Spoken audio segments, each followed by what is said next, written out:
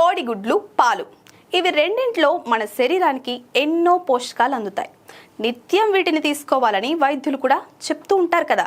పాలు, గుడ్లలో అనేక విటమిన్లు, మినరల్స్ ఉంటాయి. అయితే ఈ రెండు కలిపి ఒకేసారి తీసుకోవచ్చా అనే సందేహం ప్రతి ఒక్కరికి కలుగుతుంది. ఆయుర్వేదం ప్రకారం కొన్ని రకాల ఆహార పదార్థాల కాంబినేషన్లను తీసుకోకూడదని నిపుణులు చెప్తున్నారు. నిజానికి కొందరికి కొన్ని ఫుడ్ కాంబినేషన్లు ఆరోగ్యానికి సరిపడవు, కొందరు ఏది తిన్నా పడుతుంది.